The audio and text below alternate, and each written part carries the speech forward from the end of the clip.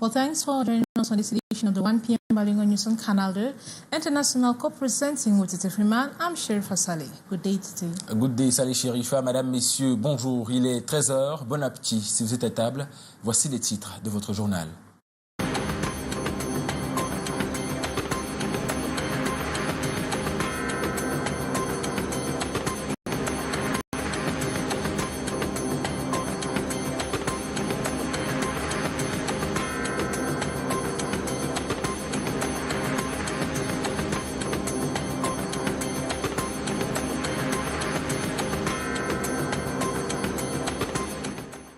Opération Tentacule dans la région de l'Est, la ville de Bertois passée au peigne fin de la compagnie de gendarmerie du Lhomme et Djerem. Interpellation pour défaut de CNI et saisie de chanvre indien ont été effectuées au cours de la descente. Plus de détails à suivre dans ce journal.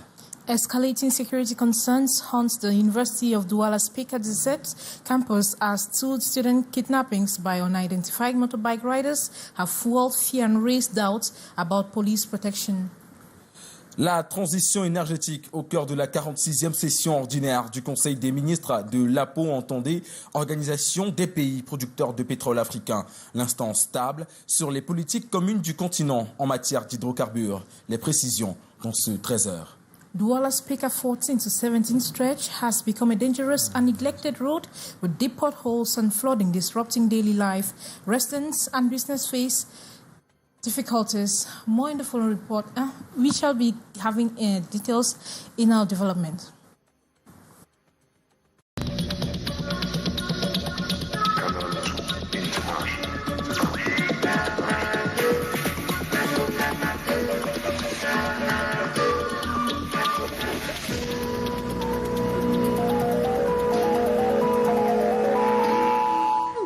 Une fois de plus, bonjour à tous, mesdames, messieurs, merci d'avoir choisi Canal 2 International pour vous s'informer. On ouvre cette édition du journal télévisé bilingue par cette actualité annoncée en titre. La ville de Yaoundé abrite depuis ce matin la 46e session ordinaire du Conseil des ministres de l'Organisation des pays producteurs de pétrole africains, APO en abrégé. C'est l'instance suprême de l'organisation qui décide des politiques communes du continent en matière d'hydrocarbures. La cérémonie relative présidé par le Premier ministre représentant du personnel du chef de l'État Paul Biya vient de s'achever au Hilton Hotel dans la capitale Yaoundé. Pour en savoir davantage, retrouvons tout de suite nos reporters Constant Kamga et Arnaud Guefak. Arnaud, bonjour.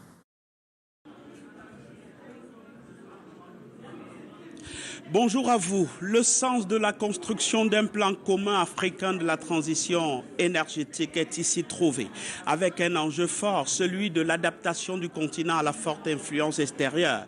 Le défi de l'absolue autonomie avec des solutions endogènes résonne comme un engagement des 18 pays membres pour garantir l'avenir de l'Afrique côté énergie. Dans ce sens et pour tenir sur la bonne ligne des besoins éventuels, une banque africaine de l'énergie vient d'être créée et sera fonctionnelle dans les mois à venir. La cérémonie officielle, vous l'avez dit, présidée par le Premier ministre chef du gouvernement Joseph Diongouté, au nom du président de la République, vient juste de s'achever. Les 4 prises de parole ont permis aux différents locuteurs de saluer la forte implication du Cameroun à travers son plénipotentiaire Adolphe Moudiki, administrateur directeur général de la Société nationale des hydrocarbures.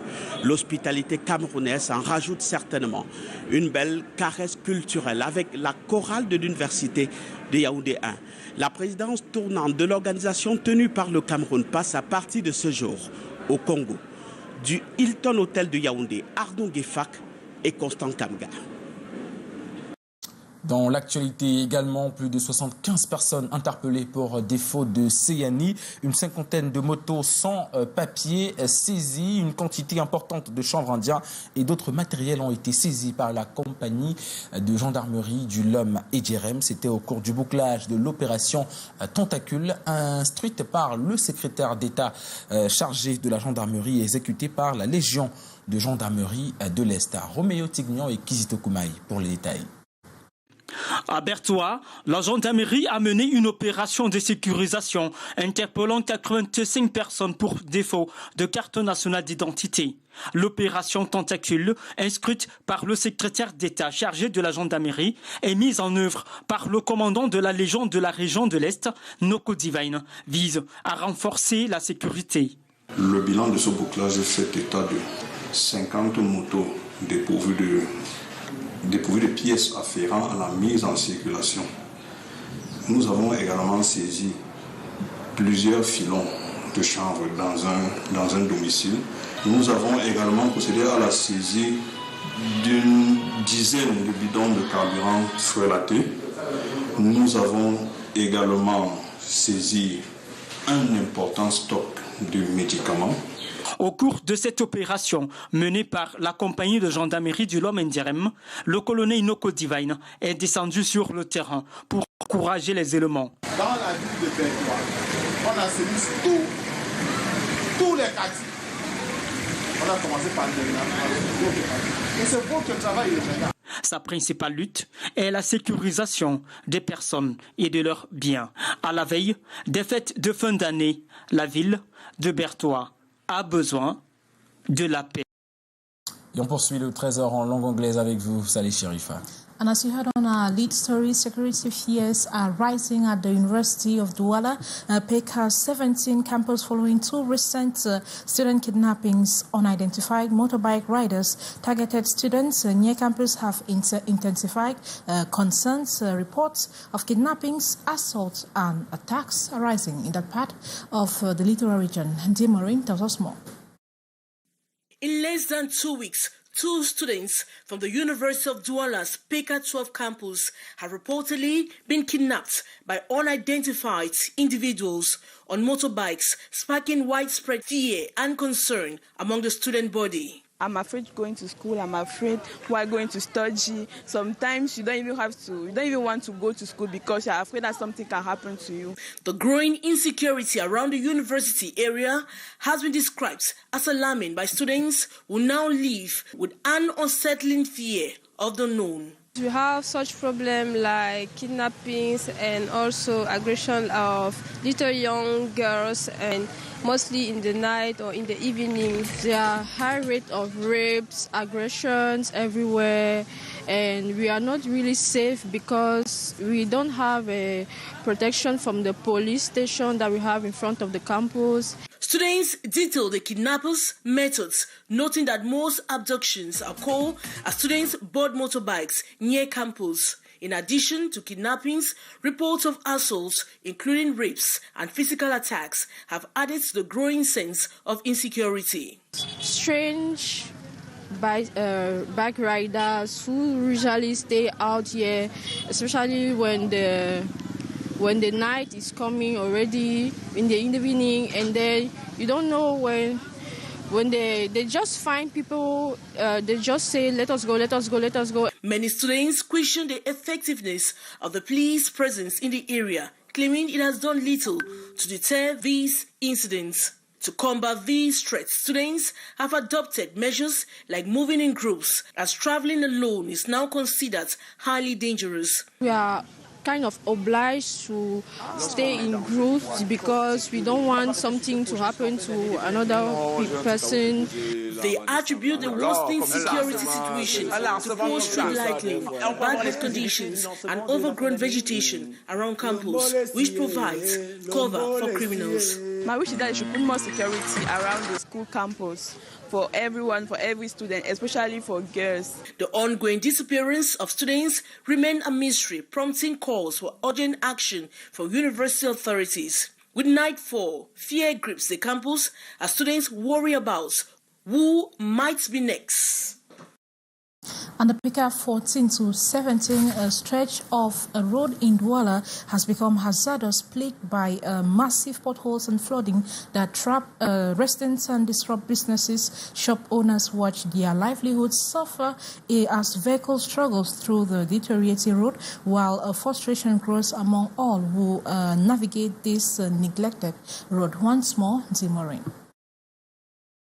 In Douala, Pika 14 to Pika 17 stretch has become a nightmare for residents and business owners alike.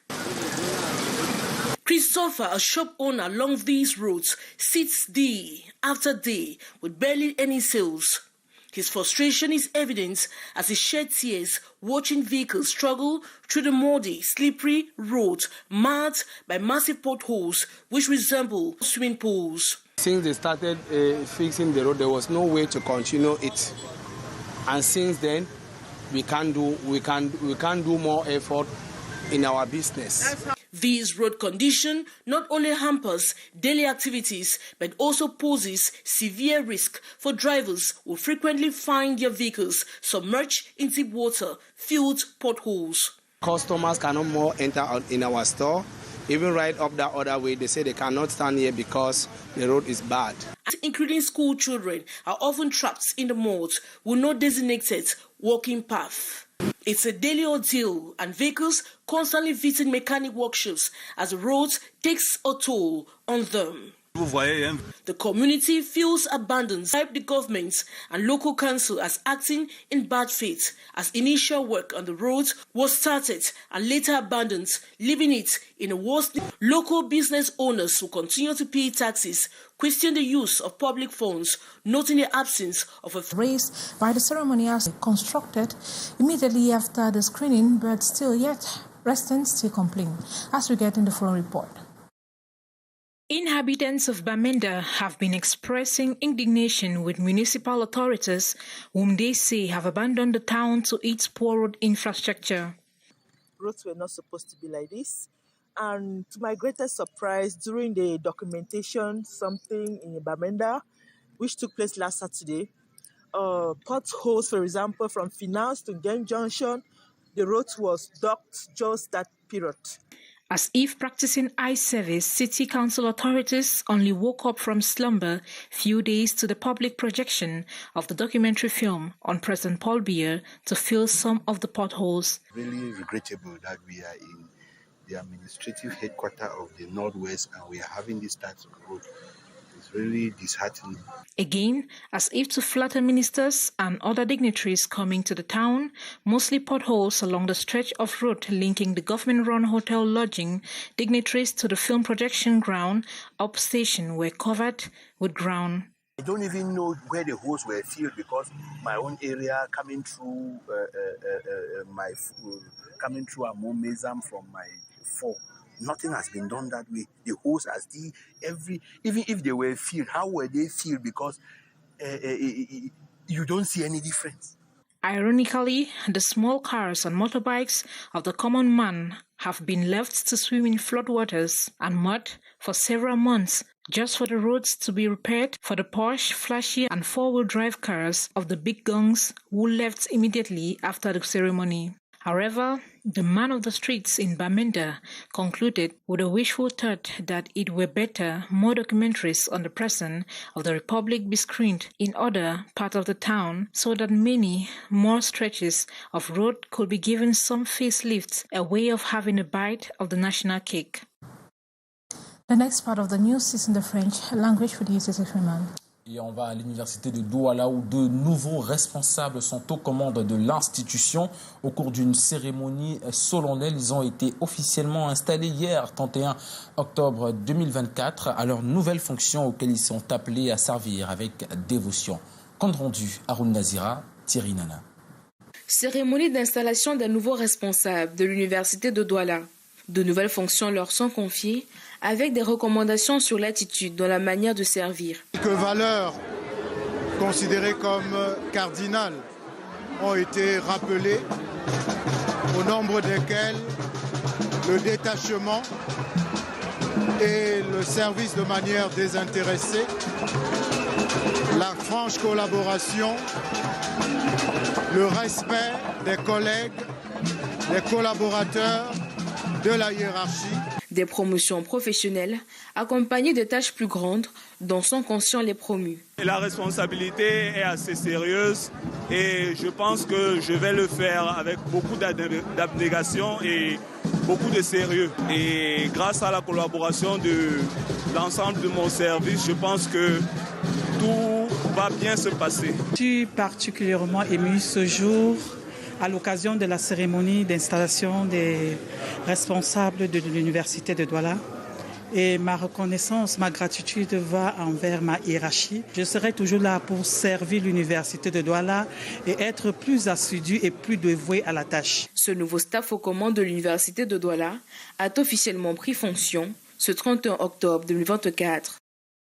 Dans l'actualité également, depuis quelques jours, la communauté scientifique camerounaise respire un air de soulagement et de reconnaissance. Le décret signé par le président Paul Biya fixant les modalités des montants et primes de recherche et technicité pour le personnel de recherche des instituts publics a réchauffé le cœur des chercheurs, longtemps en quête d'une reconnaissance tangible de leurs efforts. Un texte très attendu qui vient mettre un baume sur des années de revendications et de sacrifices. Delphine Fonkouténé et Jean-Bernard Tagné. C'est l'euphorie dans les labos depuis 2 jours. La signature du décret présidentiel fixant les modalités et montants de paiement des primes allouées au personnel chercheur des instituts publics est perçue comme un geste fort de reconnaissance. En plus de la joie, c'est aussi des impressions d'un nouveau départ par rapport à nos activités de recherche. Nous remercions également le président de la République pour cet acte de générosité et de reconnaissance envers le travail des chercheurs. Nous sommes vraiment très reconnaissants au chef de l'État, notamment à Madame le ministre, qui ne saurait être oubliée dans ce combat de longue haleine. Dans le détail, ces primes redessinent une hiérarchie motivante. Pour les directeurs de recherche, la prime de recherche atteint 140 000 francs CFA et celle de technicité, 50 000 francs CFA. Les maîtres de recherche toucheront respectivement 130 000 et 40 000 francs CFA.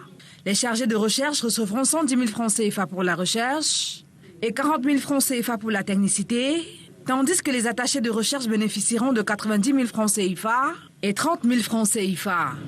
En somme, ces montants ont tout pour insuffler une dynamique nouvelle, une motivation de fond pour atteindre des résultats à la hauteur des espérances. Ça nous permet de nous motiver et de nous rebooster également et à continuer à faire nos travaux de recherche. 3 décrets sont vraiment des décrets qui mettent la recherche, l'innovation à un niveau international. Ce décret vient compléter celui du 8 août dernier sur le statut spécial des chercheurs, marquant ainsi une étape cruciale. Des têtes bien faites et des poches bien garnies, les chercheurs sont désormais attendus au tournant pour produire des innovations qui répondent aux enjeux de développement du Cameroun.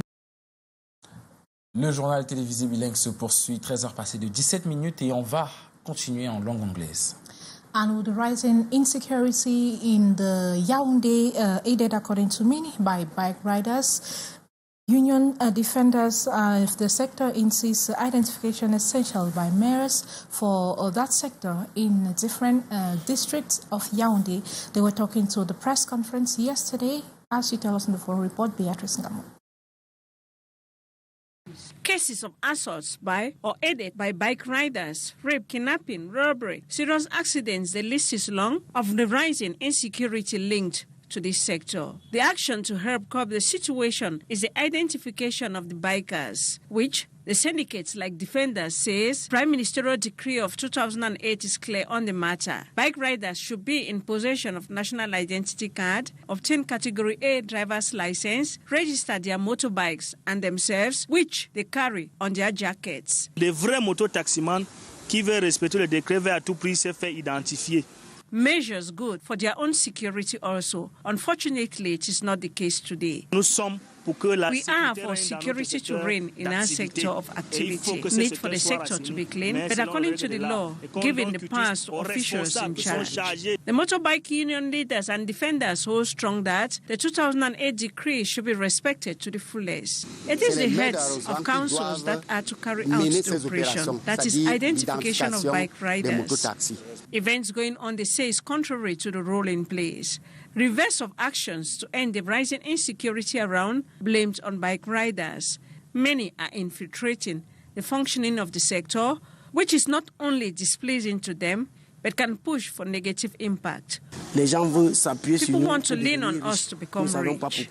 We don't know why, and people want to stir up bikers to revolt. Why, when identification is not good, bike riders start creating trouble? Worth recalling here that the Minister of Territorial Administration last October 30th, 2023, had called on commercial bike riders to identify themselves or face the law. Many roam our streets without identification.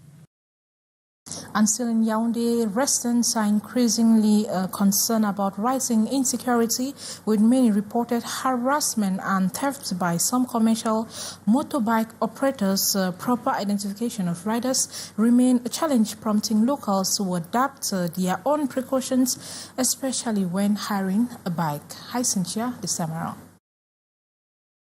Theft, robbery and other forms of insecurity perpetuated with the help of the motorbikes have become alarming in the capital city, Yaoundé. There are thieves among motorbikes in Yaoundé. They are there.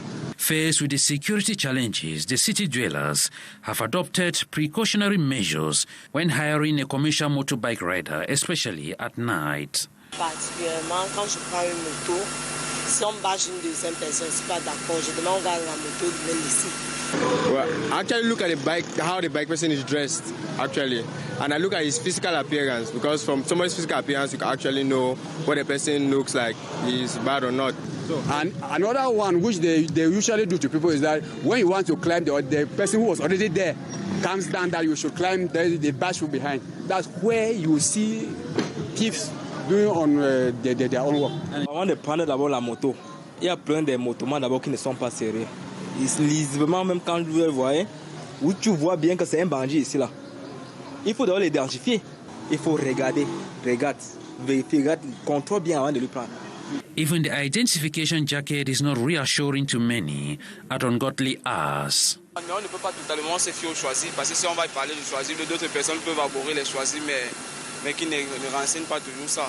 Many Cameroonians, especially victims of the bad seeds of the sector, continue to urge the local and administrative authorities to take appropriate measures of flushing out those hiding behind the activity to commit crimes.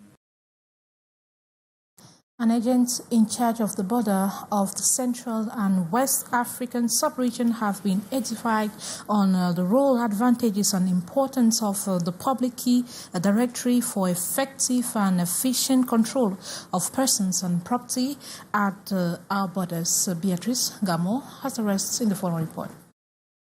2 days of pedagogic, pragmatic and active approach on how to tackle border crime.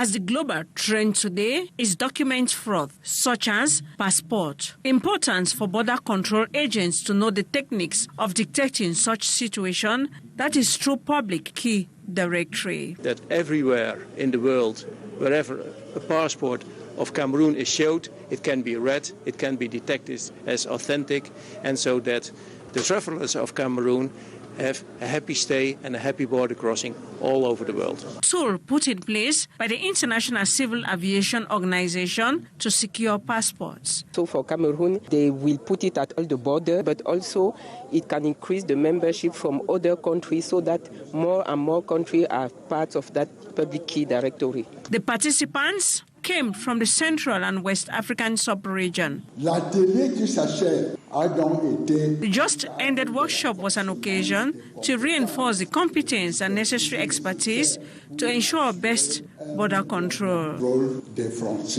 They are thus apt with knowledge to adapt to our context. To maintain the standard we have acquired. And so, effective and efficient optimal control for the safety of persons and properties along our borders. And the next part of the news is in the French language. Et on va directement dans le département du Lébialem qui est relativement calme depuis un certain temps. Et pour consolider cette paix, le haut commandement de l'armée a construit une base du bataillon d'intervention rapide. Question de mettre les populations de cette localité en sécurité et en confiance. L'ouvrage a été mis en service hier, 31 octobre 2024. Les détails avec Eric Matanet. Après plusieurs années d'instabilité sécuritaire dans le sud-ouest, il fait désormais bon vivre dans le département du Lébialem. Les forces de défense veulent davantage consolider cette paix si chère pour le Cameroun. Une base du BI, bataillon d'intervention rapide, vient d'être mis en service ce jour dans l'arrondissement d'Alor par le haut commandement. Ça fait plus de 7 ans. En 2018, l'endroit s'est été occupé par les sécessionnistes. Si je dois dire la vérité, c'est les billes qui ont nettoyé tout le bâtiment et les éléments souffrent. L'infrastructure équipée d'une infirmerie, des réfectoires et des salles de couchage permettra aux hommes de défense de travailler sereinement dans le maintien de l'intégrité du territoire. La cérémonie de retrocession était présidée par le préfet du département du Lébialem et du colonel contrôleur inspecteur général du BI. La première symbolique, c'est qu'ils ont vécu pendant 7 ans dans des conditions provisoires, mais ont accompli leur boulot. Et maintenant, cette base-là, ils sont là pour durer. Depuis le déclenchement de la crise sécuritaire dans les régions du nord-ouest et du sud-ouest, le bâton d'intervention rapide s'est illustré de façon significative dans la pacification du territoire. La haute hiérarchie militaire, à travers ce camp, entend donner du tonus à la lutte contre les sécessionnistes. On voit que ça a recommencé à circuler et que les activités reprennent au fur et à mesure. Et je crois qu'avec l'installation du BIR ici, davantage, nous allons retrouver la reprise socio-économique de la zone. Le bâton d'intervention rapide a aussi des fêtes d'âme sociales. Ils en ont profité pour remettre des denrées alimentaires à la mairie d'Alor, afin de donner une bouffée d'oxygène aux populations locales. En culture, la ville de Douala a abrité mercredi dernier la conférence de presse de la 2e édition du Salon de la beauté africaine. Une rencontre qui a permis aux promoteurs de présenter l'objectif et les innovations de cette nouvelle édition. Haroun Nazera et Thierry Nana nous en parlent. Célébrer l'histoire de l'Afrique à travers l'esthétique, c'est l'objectif du Salon de la beauté africaine. Pendant 2 jours, le style afro sera au centre des échanges. Les femmes seront édifiées sur l'entretien des cheveux crépus et la peau noire. Faire en sorte que la femme se sente belle avec ses cheveux, avec sa peau, et qu'elle apprenne à prendre soin de ses cheveux, de sa peau, et qu'elle trouve les produits pour prendre soin de son corps. Ça va être aussi un moment d'échange et de découverte de marques, parce que comme on le disait tout à l'heure, les marques locales de cosmétiques ne sont pas forcément connues parce qu'elles n'ont pas de plateforme pour exister. La 2e édition du Salon de la beauté africaine met un accent sur la transmission des valeurs africaines entre parents et enfants. Les tout-petits prendront part également aux activités du sabbat. Les enfants auront la possibilité de s'accepter, de s'aimer, d'aimer porter voilà, tout ce qui est produit en Afrique. La petite enfance est assez représentée puisqu'il est question de transmission des valeurs. Et il sera question également d'apprécier un show, un défilé de mode à la hauteur justement de tous les accessoires et de tous les créateurs de mode africains. Racines et affirmations. Célébrons notre histoire et élevons notre beauté est le thème de la 2e édition du Salon de la beauté africaine. Elle se tiendra du 2 au 3 novembre 2024 dans la ville de Douala. The last part of this 1 p.m. news is in English. And we remain in Douala, and amidst ongoing economic challenges, many Cameroonians find it difficult to save. They cry that their daily income barely covers the basic needs, leading to a decline in the culture of savings. Experts have emphasized that everyone can save regardless of their earnings. Cynthia Lade spoke with them and their reactions to the following report. The savings culture in Cameroon is increasingly neglected as many claim their income is insufficient for daily sustainability. For almost 3 years, with no source of income, how will I even manage to save? If they give you 2,000 francs a day, what will you save? What will you pay rent? And what will you not eat? Avec la responsabilité. I have children for whom I must buy food. So how much can I save? That's the difficulty. We cannot save anything. Instead, we are in debt because we spend more than we earn, which is between 60,000 to 75,000 francs CFA monthly. I'm juggling between trading and working as a security guard. Despite these challenges, phone repairer and vendor Bisson has adopted a structured approach to managing his finances. For the revenue I get daily, I do an effort to save 20%. So I believe saving is very important. Like now I have strength, I can walk now, I'm young. I have to have in mind that a time will come where I'll no longer have the same strength that I have today. So it's for my saving that I will need to take care of my children. Financial experts assert that although savings in the current economic climate may be difficult, it is possible for everyone to save no matter their income level. So as I'm saying, it is a bit difficult to save here in Cameroon just because of the level of the revenue, the income. So, it is difficult for us to save when the income is low. Balogo Christian Hervé further recommends practical strategies to enhance the savings culture. It is also a decision. Saving is a decision. So you can decide to save. How much will you save? It depends on your own decision. You will not save as much as the one with a high income, but you can save. According to the World Bank, gross domestic savings as a percentage of gross domestic product in Cameroon was reported at 15.4% in 2023, based on officially organized sources. Thanks very much, Cynthia Latte. That was it for the 1 p.m. bilingual news on Canal 2. For this week, for us, is a happy weekend. The 1 p.m. shall be our same time, Monday. Happy weekend to Tiffany. Merci, agréable week-end à vous également à la maison. Restez en compagnie des programmes de Canal 2 International. Merci de nous avoir suivis. Heureux mois de novembre à tous. Belle journée.